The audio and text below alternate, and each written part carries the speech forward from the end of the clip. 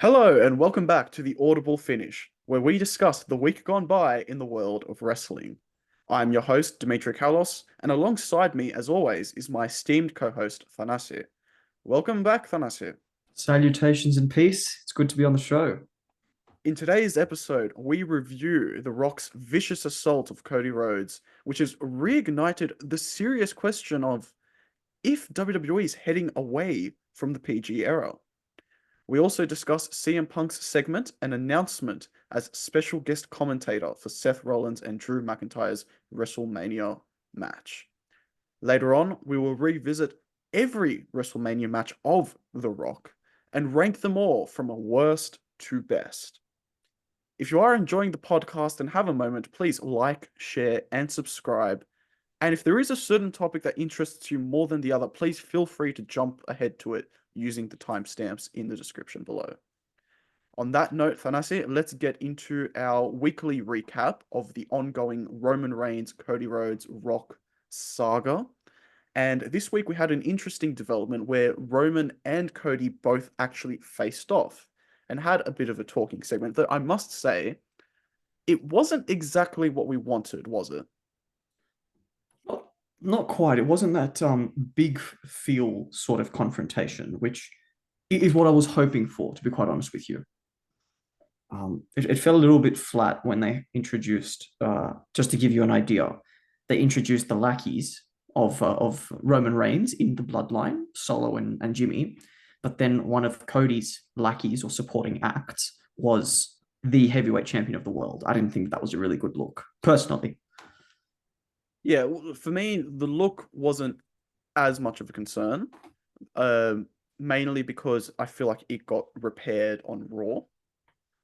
But yes, I do agree that the in general, I just think the interaction between them, it felt like it left a lot to be desired. And considering that it doesn't feel like these two are going to have necessarily another one-on-one chat before Mania of this type, it kind of felt like this was the moment. And I feel like it does pale in comparison to the way they did sell it last year, where you got Mm. that sense of Roman being like, no, no, you don't belong on my level. You've never been in these shoes. I'm the supreme talent here. I'm the experienced head, and you're going to crumble underneath the pressure of everything that I stand tall in. I feel like this time they're not doing well. And let's bring it on to Raw. I feel in general they've built a much more compelling rivalry between Cody Rhodes and The Rock. And we saw that on Raw. Cody had a promo segment and he got interrupted by The Rock, which was an unadvertised appearance. So it Hmm. was a Hmm. genuine experience for a lot of people, especially in Chicago when they'd already announced CM Punk was going to appear. And sorry, you wanted to mention something there? Yeah, they had announced that CM Punk was going to appear, and there were CM Punk chants happening during the face off, or the wordless face off Yeah. between Cody Rhodes and The Rock. I just wanted to add that detail in. Yeah, and I want to also add to build on that point. At first, I wasn't a fan of the wordless confrontation because I felt it dragged. But seeing that there was a payoff on that same Raw, it made me feel a bit better about that. Yes. I remember I was remarking to our younger brother Ayiri that I would have preferred if they're going to do the wordless confrontation for it to be like Chris Jericho back in 2012, where just energetically comes to the ring, is all hyped up and then just leaves, and it's like what the hell.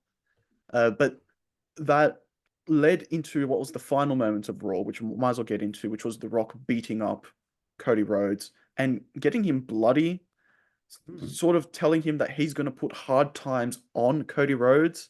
And then he even said that, this is what happens when you F with the final boss. Obviously, they had to bleep out the F, but it's The Rock is bringing a level of edge to the Monday Night Raw and to the product, which by virtue of it not having appeared on the screen for essentially the best part of 20 years, it is adding something to his character. And I'm appreciating that he's trying to bring a level of intensity to it, which Cody is also reciprocating in those exchanges. And I wish that same level of intensity was being brought to the overarching story, but it feels like it's been put in isolation between these two competitors.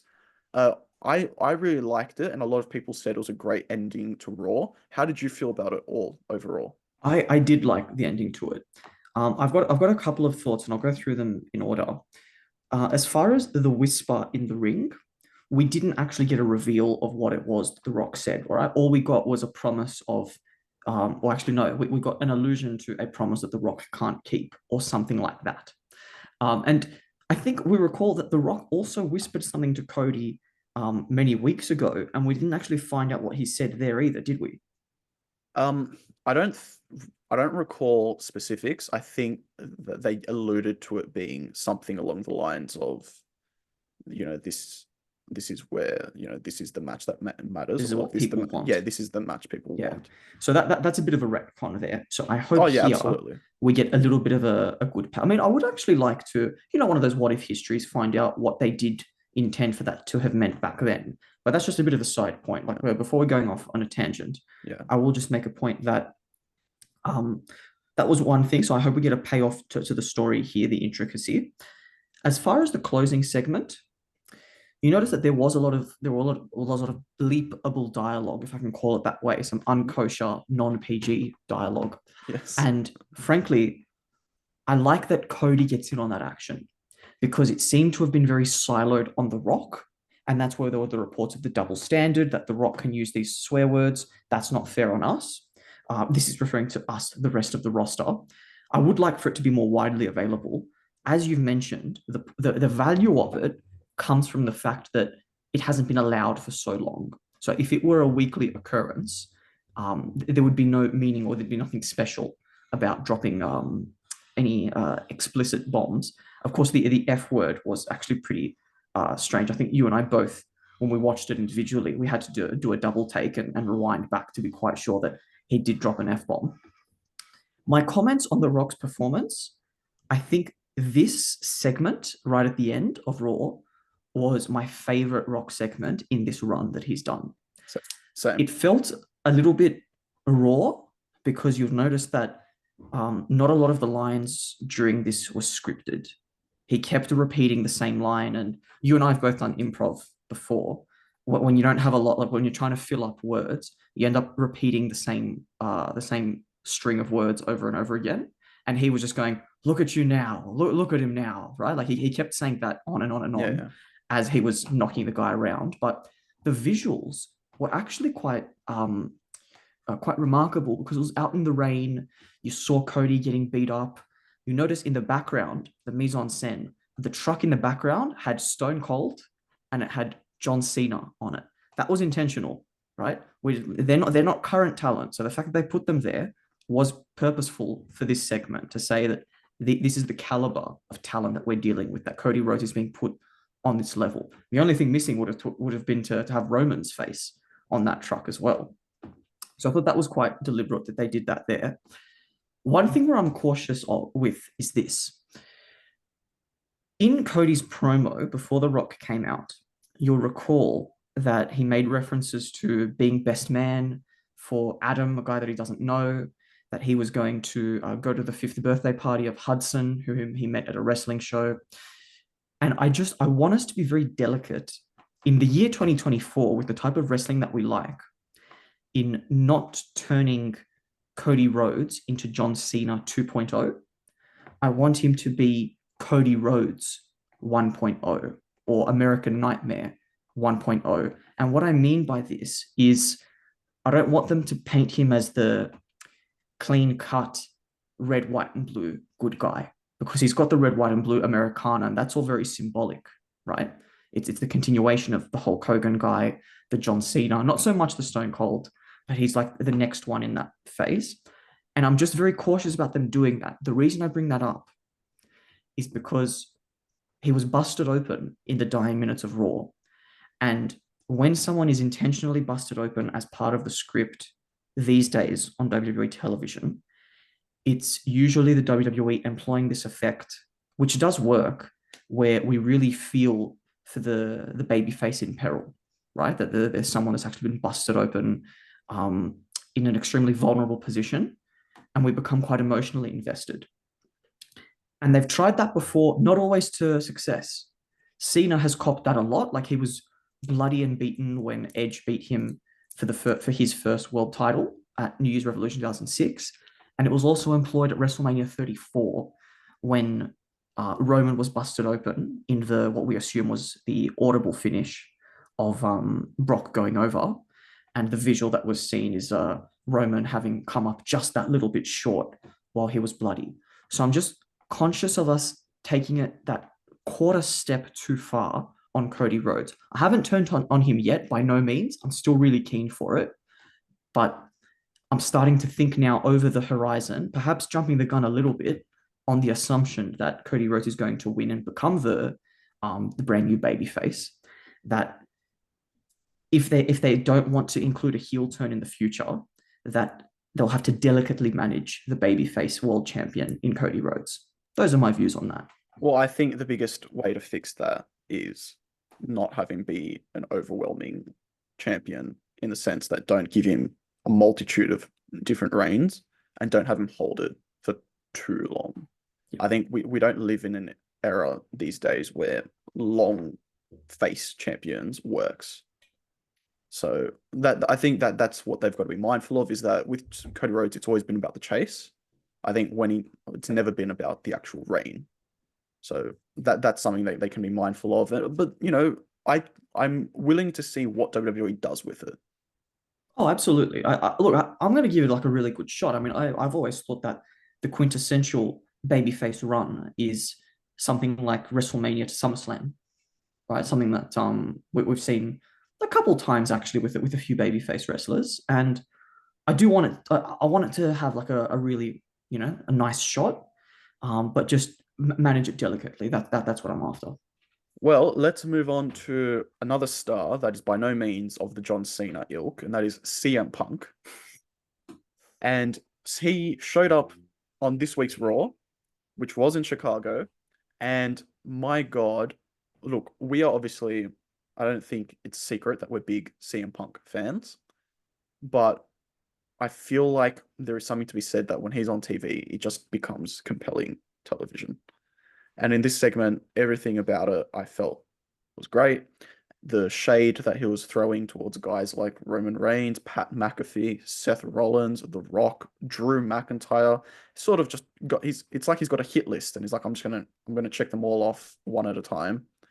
And I really enjoyed the dynamic when Drew came out and he was going for the Joker vibes, Heath Ledger Joker vibes of, I don't hate you, you complete me, you give me purpose, which I thought was nice. And to be fair, with the character he's brought on, it actually makes sense. It almost feels like CM Punk's motivating him to actually do what he wants to do. And then once Seth Rollins comes out as well, he has excellent bars where you get an excellent dynamic of Drew McIntyre hates CM Punk and wants the whole world to know it. Seth Rollins hates CM Punk and wants to move past him. And it's like there's this really delicate place where CM Punk is in both of their lines of vision. And I appreciated that Rollins came out and said that to me, you're a non-factor, that I haven't thought about you since the last time we spoke because you're not competing against me. You don't matter. And I liked that aspect where you get the sense that with Drew McIntyre piling on the hate, you can't just have everyone else do the same thing. You need to have different levels of reaction to CM Punk. And finally, it gets to the point where he reveals that he will be a special guest commentator for that match at WrestleMania, despite the pleas of the fans for him to be a referee. And I just think he even had a great closing line, and he didn't get to finish the segment, but he had a great line where he says, I'm going to do something that the two of you in my 10-year absence were unable to do, and that is make you interesting, which is not exactly true. We have found them both interesting at different times during that 10 years, but it's a good way to sort of just get under the skin. And honestly, to me, a great segment, and that really helped elevate Raw. How did you feel about it? Oh, I've got lots of views here. Just one. I mean, the usually CM Punk has got some great barbs in his promos. He's a king of promos, but Drew McIntyre had a really good one, and it was the one where he says, "You're straight edge. You don't drink. You don't do recreational drugs, and somehow you're still spending so much of your time in rehab. I just thought, damn, that's like a really, really good bird. That push that he's a fragile mind, body, and ego, and that he spends a lot of time in rehab due to being injury prone. The vibe that I got, it was clearest in Drew McIntyre's demeanor, because he seemed a lot more free, but also likewise for CM Punk and Seth Rollins, who are slightly more senior on the roster. There was a great deal of freedom and Yes. looseness with which these guys were there. It was almost like, yes, in character, absolutely, but it's like a bunch of mates in kind of like on a school camp, just like roasting each other. It felt very kind of like natural movement. And I think the reason for this is because we've gotten to a point now in the Triple H era where there is a lot more freedom afforded to the wrestlers. And I think this actually created like a really nice, loose promo. And I mean, I'm speaking specifically about the interactions when the three of them were there, because yes, CM Punk had a really nice promo on all the storylines, but I liked the dynamic that these three had. And that relieves me as well, because I was very cautious about CM Punk's involvement in the storyline because it would take the focus away from the other two. But it seems to have actually added value and helped them to become a bit more comfortable and to have some nice segments as well. I mean, especially Drew McIntyre is doing quite well in using the CM Punk idea to um, to get more attention, like the social media. He also had that. I mean, I don't like the body shaming part, but he said, "Oh, I had trouble getting my shirt off through my bicep, something that you've never experienced." Which, Uh, mind you, CM Punk is not a small man.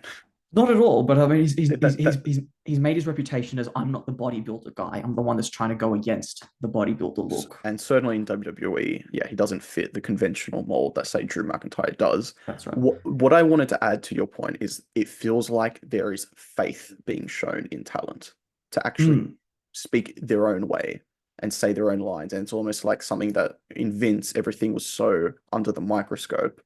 Whereas under Triple H, he is putting a bit more trust in his talent to be like, I understand you know your characters and I trust you. And if you want to have that little bit of freedom, then we're happy to go through it. And if you're someone that needs a bit more guidance, we're happy to accommodate that. And I feel like that's what wrestling should be options for the talent. and it's exactly on that point, because if things were under a microscope, they wouldn't be affording the crowd even an opportunity to make references to, we want you to be the ref, right? Instead of the commentator. Unless they were genuinely giving the call to the Chicago crowd and they were saying, which one do you want? But I don't think that that's the way they would go about it. No, no.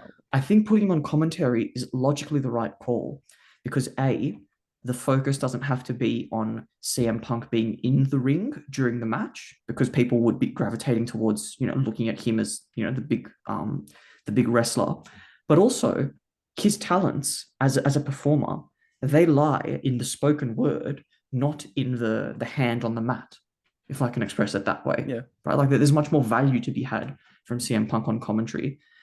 I guess he could get physically involved, but he doesn't need to, because his biggest value add to this type of a match, or to this specific match, is the spoken word. So I think that was the right call that they had there. Um, Final point on this segment. I was cautious of the booking decision to have Seth Rollins look strong at the end of it, because I think the storyline thread that's going on here is that Seth has his focus on two different storylines. Cody has his focus on two different strands of the same story, The Rock and Roman, but Seth is very much two different stories. So having him be the one to lay out Drew McIntyre at the end of this segment, with the implication that Drew McIntyre is so obsessed with Punk that he's taken his eye off the ball, and that Seth Rollins, I mean, he's the world champion, but he's still able to keep one eye on the Bloodline storyline and another eye on this World Heavyweight Championship storyline. It makes him look like pretty like overpowered, to the extent that we'll actually want Drew McIntyre to be looking stronger to go over at WrestleMania. Yeah, I don't disagree. I think though it's important that with the way McIntyre's been acting, I think it was a good chance of a bit of like a minor humbling before the big outing. So it's kind of like he's gonna have a week now to be like, God damn it, Punk, I let Punk get to me. Yeah. That's ridiculous. And you know what? I wouldn't even be against it if during their match that Drew McIntyre, a bit like the hobo boxer that Homer Simpson fights in The Simpsons, where he's punching Seth Rollins and then every so often just turning around to see what Punk is doing on the commentary. Same way the hobo was looking at his little bag thing. A So satchel bag. yeah, so I wouldn't be surprised. But look, I think, like you said, it's actually added to it. It's elevated the existing story, which is, I think, everyone's fear was that it would overpower and Yeah. become something else. So hopefully we can see that materialize into something great at WrestleMania, which is what we all want. We all want a great WrestleMania. All right, well, moving on to our next segment of today's episode, and that is ranking The Rock's WrestleMania matches from worst to best. Obviously, The Rock has become an integral part of this year's WrestleMania, and that is something that can lead to sometimes rose-tinted glasses as to their legacy in the ring at the Showcase of the Immortals. No wrestler, including The Rock, has a perfect resume of WrestleMania matches, and that is something that we're going to very clearly see in this video. So we have got The Rock has competed so far at 11 WrestleManias, and we're going to rank them all, the matches that is, from the worst to the best. And to start off with, we have in number 11, WrestleMania 32, The Rock versus Eric Rowan. Now, this I don't want to dwell on too long because it is literally a nothing match. It was created just as an excuse to kill time on the show because there were lots of injuries at the time of 2016 and they just needed something to fill up the segment. Thanasi, is there anything else that I missed on this? You've hit all the points. It's just it's a bit of a throwaway match, literally put there to break the record.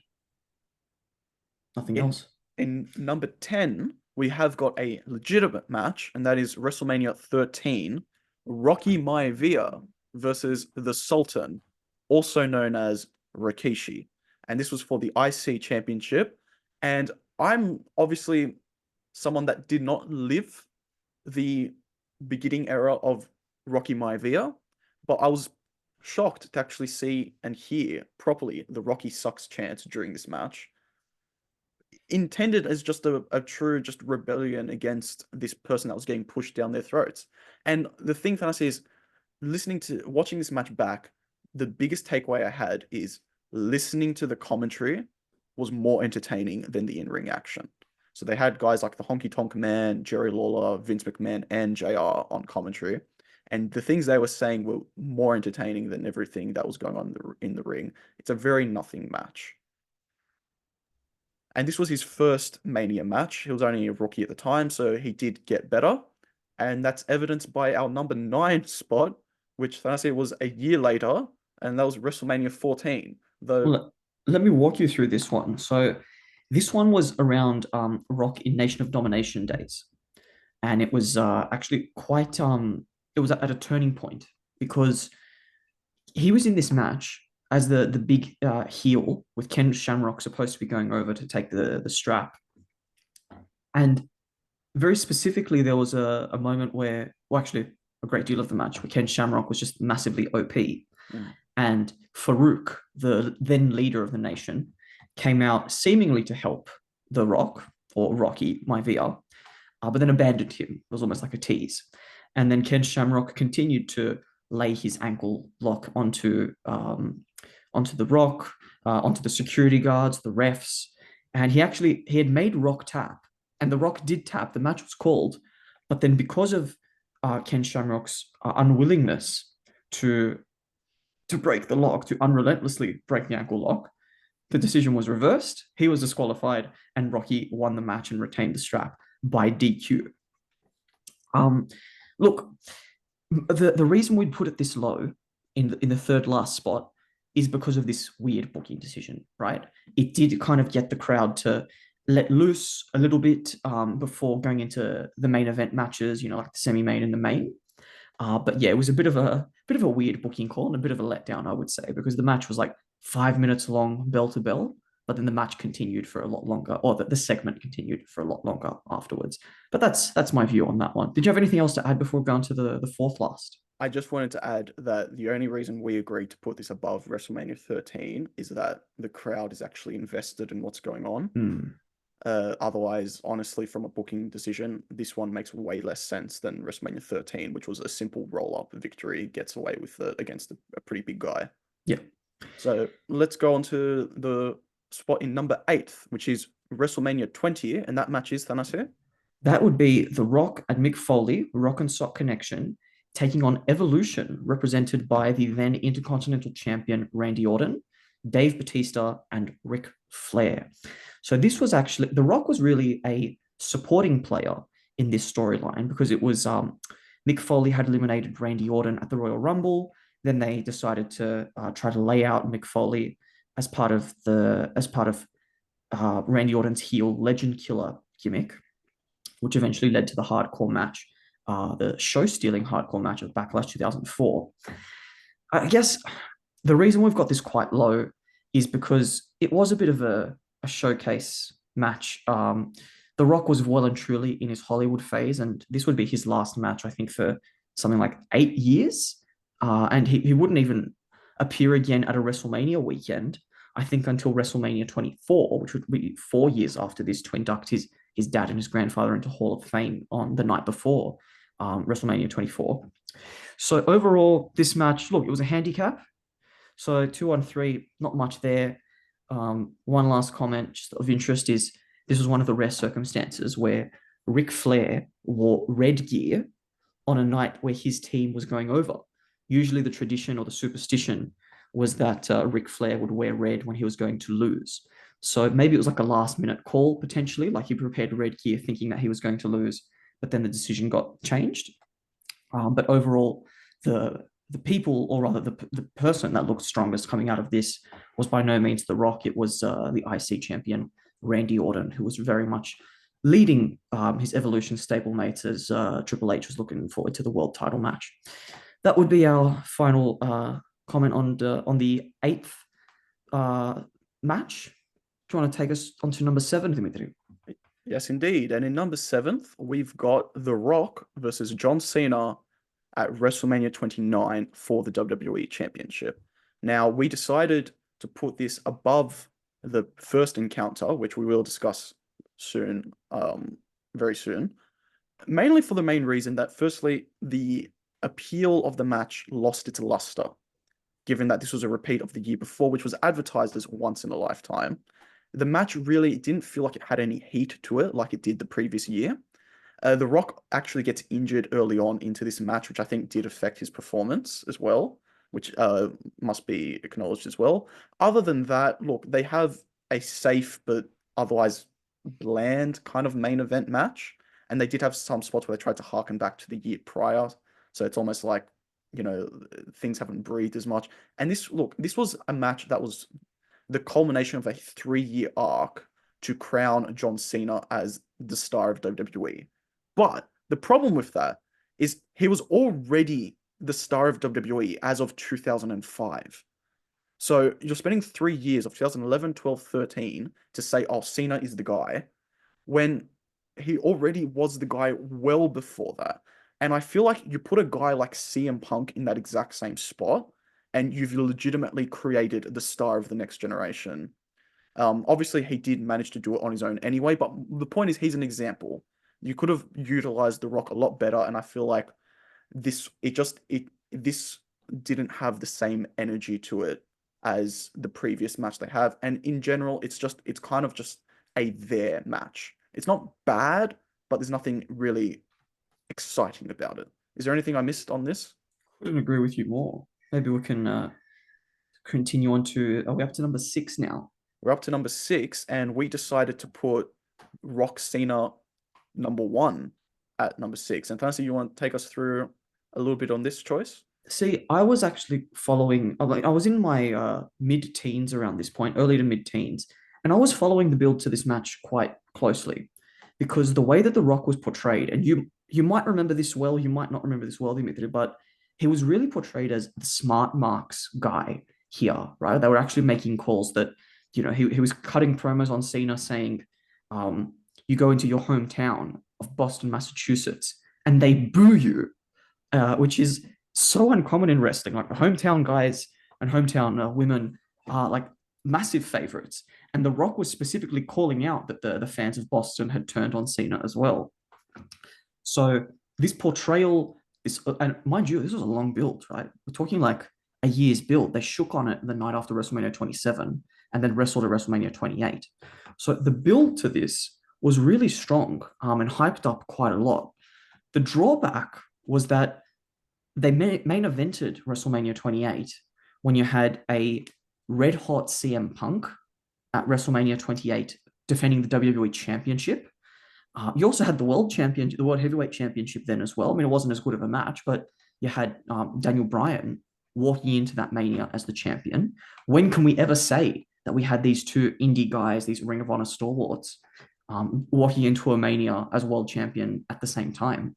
So putting these guys, The Rock and Cena, in the main event to perform in a match that really, it was not that great. I mean, the finish, okay, was kind of hot, but it was clear that The Rock wasn't where he used to be.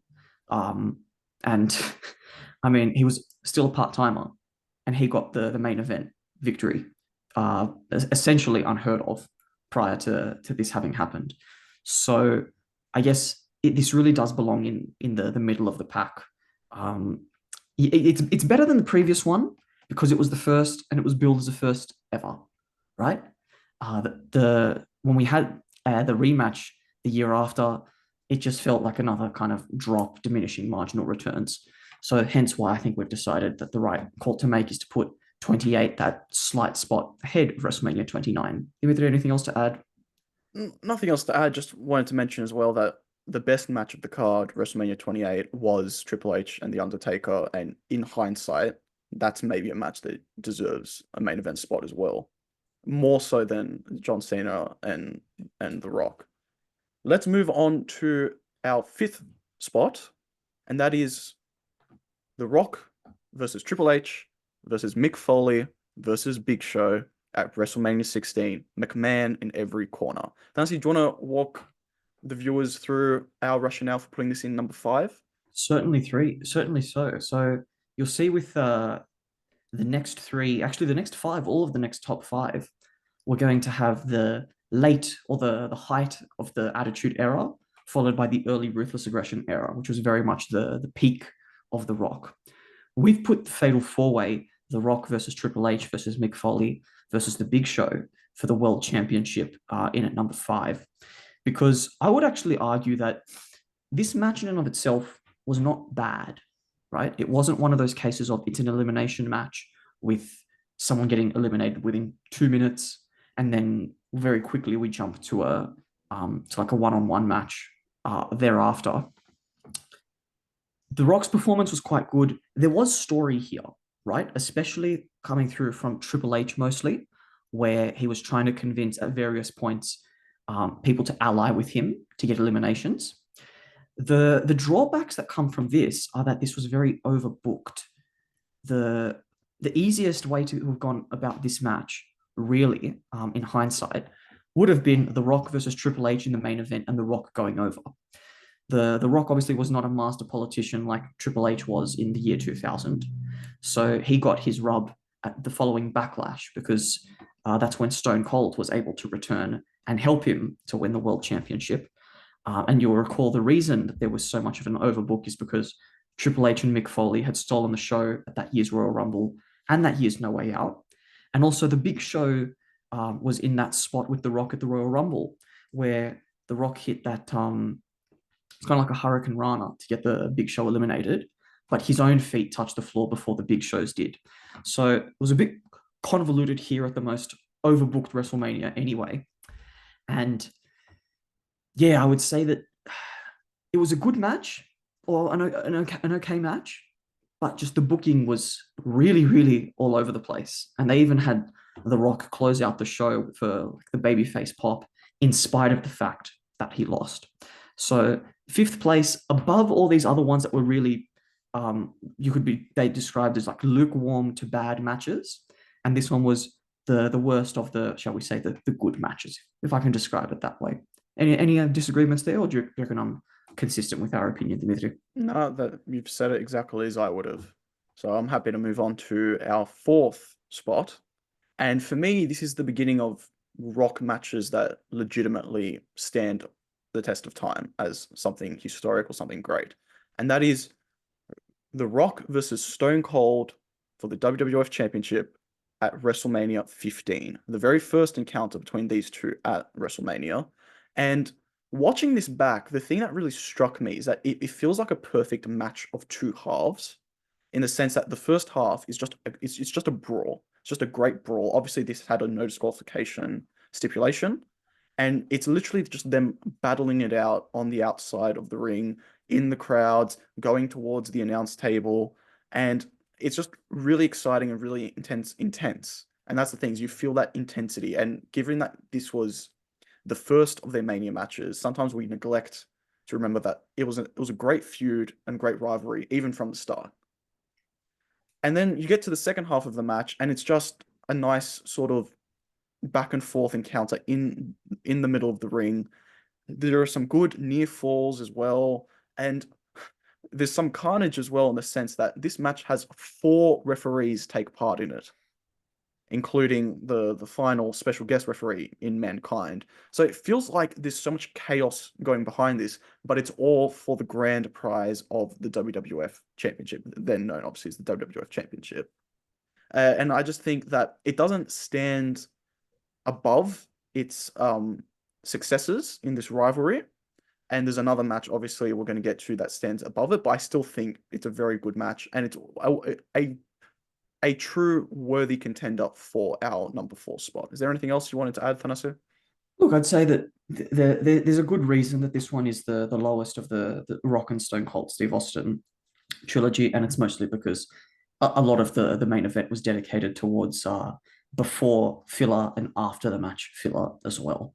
And we'll get a bit more into how prominent the other two were as we continue on. Maybe I can take the number three spot now. What do you reckon? Take number three. And what have we got in number three? We have put the WrestleMania 19 match between The Rock and Stone Cold, which was the third encounter that they had, their first real ruthless aggression encounter, where they were both in I would say, the twilight of their prime, if I can describe it that way. They both had some future matches, future encounters, but it was quite clear that The Rock was in his first iteration of the Hollywood Rock, where he had embraced that side of the gimmick. Stone Cold was getting ready to retire after this match. And they really stood out on this card, which says something because this was a card that had Shawn versus Chris Jericho. It had, for some reason, Hulk Hogan versus Vince was actually a pretty nicely done match as well, funnily enough. And of course, Brock versus Kurt Angle. So for Rock and Stone Cold to go out there and give it all, it was almost not going to happen, to be honest with you, because WrestleMania 19 was earmarked as Stone Cold versus Hulk Hogan. That was what the plan was going to be. But because Stone Cold said, I'm going to retire and I want to put over The Rock in my last match, that was the decision that the booking went. And frankly, given the match that we got, it was the right call. It really felt like the culmination of their arc. Not the best match of their trilogy, but a really, really good match where both of them performed quite well. The Rock turned out in the prime of his Hollywood Rock heel phase and managed to get back that one win in the end to avoid going down in a 3-0 sweep. Anything else you wanted to add there on WrestleMania 19? No, nothing else. It's still a very good match, holds up fantastically. I'm happy to go on to our second spot. Now, for those sort of keeping track, they'll know what our number one is after I say this. But we've decided to put The Rock versus Hulk Hogan at WrestleMania 18 in number two. And this is a match that it is not known for technical skill. It is not known as the match that inspires the wrestlers of the next generation as to how they're going to move in the ring and how to build their athleticism. But the thing it has is one of the greatest moments of just absolute crowd engagement. The two ignited the fans so much, the unexpectedly as well. They didn't know exactly how it was going to be, but that Hulkamania love comes flowing through every fan in Canada for some reason. And and I just want to say that any match where every single bit of offense, when it's as simple as just a punch from one wrestler, ignites a pop, you're doing something right.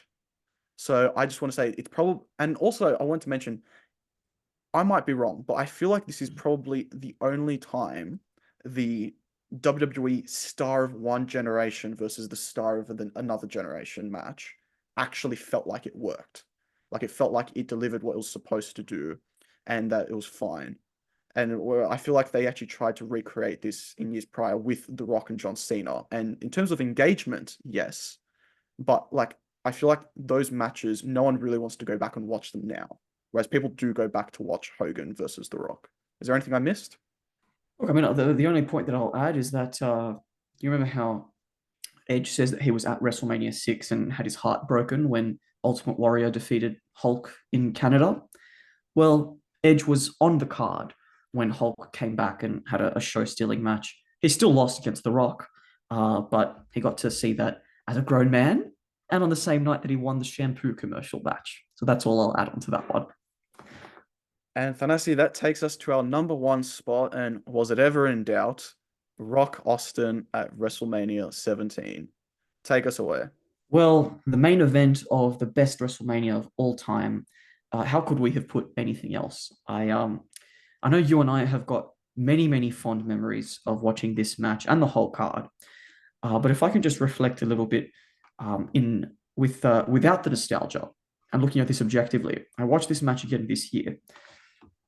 My biggest takeaway is that the crowd is so hot throughout this match.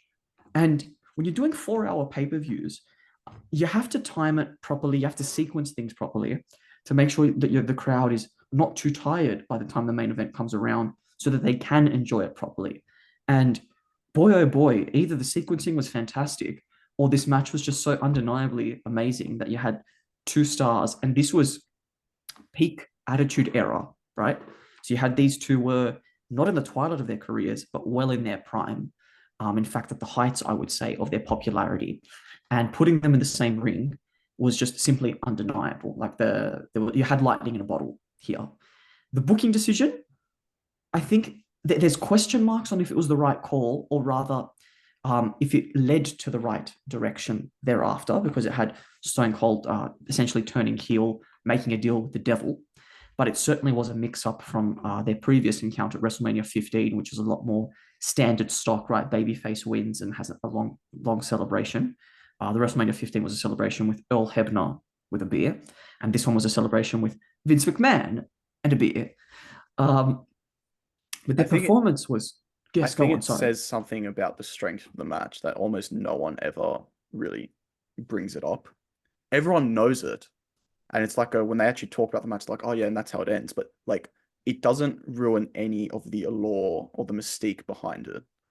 And anyway, so you're going to bring up as well about the performance of the two.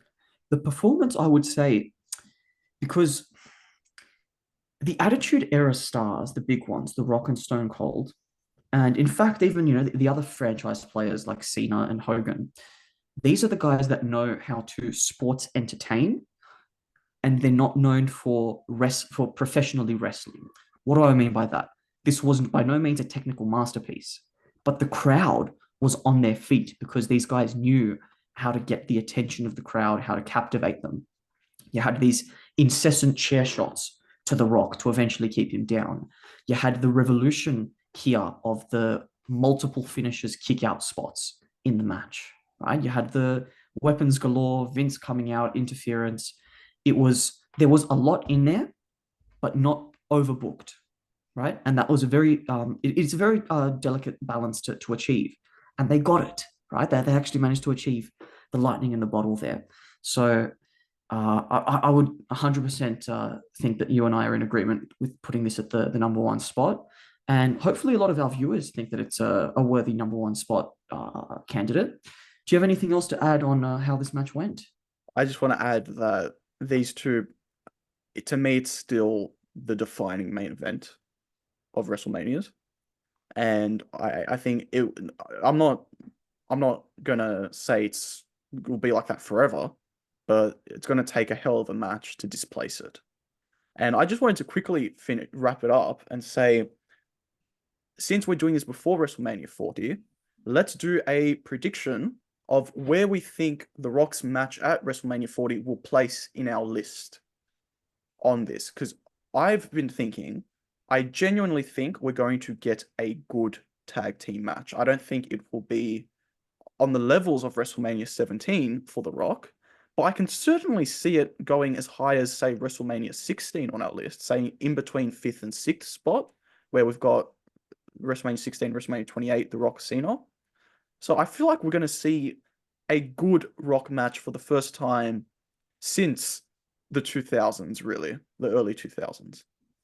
Well, the reason for that, I think, is because the people that are going to be in the ring with him are, frankly, what we say this prospectively, right? Some people that one day are going to be considered the greatest of all time, right? 100% Seth Rollins going to be a future Hall of Famer, right? He's the modern day Shawn Michaels. You've got Roman Reigns, the modern day Hulk Hogan. You've got Cody Rhodes. He's a real rogue, right? Like he's trying to get that balance of like that modern day John Cena with the edge. So I think it's going to be a fantastic match that The Rock is a part of. I don't know if The Rock's going to be the exact star. He probably won't spend that much time in the ring, and we don't want to injure the poor bloke.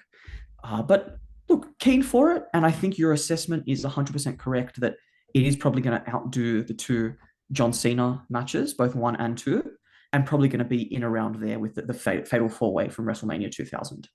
All right, well, let us know in the comments below how you think our list fares.